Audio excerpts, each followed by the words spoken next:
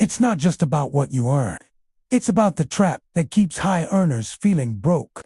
Let's break down the illusion and shift your strategy today. Most people define wealthy as earning a high income, but that definition is incomplete in a way that quietly traps millions of people. The modern middle-class illusion isn't about poverty, it's about perception. People can earn six figures and still feel financially unstable because their lifestyle, obligations, and expectations expand at the same rate as their income.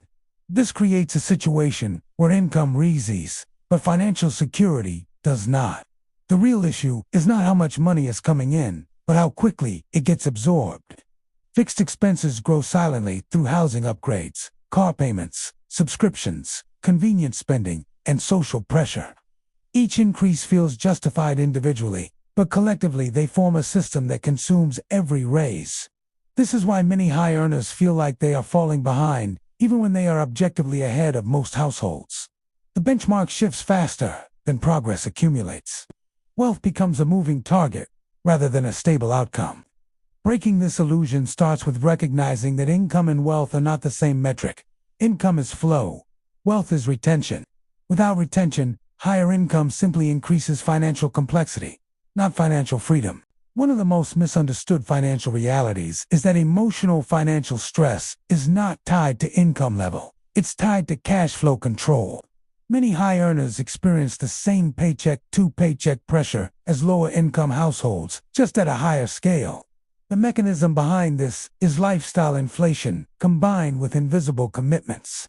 As income increases, spending doesn't just rise, it restructures. Fixed obligations like housing, vehicles, and long-term subscriptions lock in a baseline cost of living that becomes difficult to reverse. Once these commitments are made, flexibility disappears. At the same time, psychological inflation kicks in. People begin to compare themselves to a new reference group, peers with similar or slightly higher incomes rather than the population as a whole. This shifts perception from doing well to falling short, even when finances are objectively strong. The result is a paradox. Increased income creates increased pressure. Instead of reducing stress, it often amplifies it because expectations rise faster than liquidity.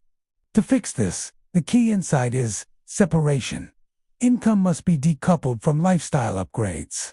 Without intentional boundaries, income growth becomes expense growth by default. True wealth in the modern era is not defined by income, but by retention rate, the percentage of money you keep, invest, and convert into assets that generate future freedom.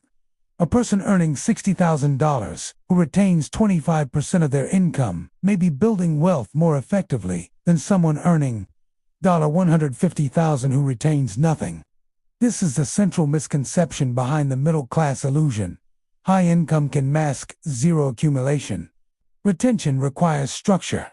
Money must be divided into categories immediately upon receipt: essentials, long-term growth, and controlled discretionary spending. Without structure, money defaults to consumption. The shift is psychological as much as mathematical. Wealth-building individuals stop asking, "Can I afford this?" and start asking, "Does this improve my retention system?" That single reframing changes financial behavior at every level. When retention becomes the goal, spending becomes strategic instead of reactive. Every dollar has a direction before it has a destination. Financial drift happens when small, untracked decisions slowly erode long-term stability. It rarely shows up as a single catastrophic event. Instead, it appears as incremental upgrades: slightly higher rent, slightly newer car, slightly more frequent convenience spending. Each individual decision feels harmless, but together they form a compounding drag on wealth accumulation. This is why many people cannot explain where their money goes. They are not making one big mistake, but thousands of micro adjustments. The solution is to introduce friction back into the system. Automation alone is not enough if spending remains unrestricted. A structured financial framework must define limits before money becomes available for emotional decisions. One effective method is pre-allocation. Assigning every dollar a purpose before discretionary access is possible. This removes ambiguity and forces prioritization. Without this structure, financial drift continues indefinitely. With it, spending becomes intentional, measurable, and reversible. Escaping the middle-class illusion does not require earning dramatically more. It requires restructuring how income is processed. The goal is not maximum income, but maximum control. The transition begins with awareness, but it is sustained through systems.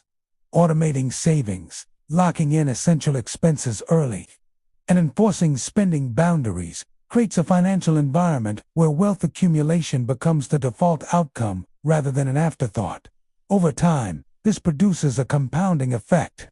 Savings grow consistently, debt becomes manageable, and financial stress decreases because unpredictability is removed from the system.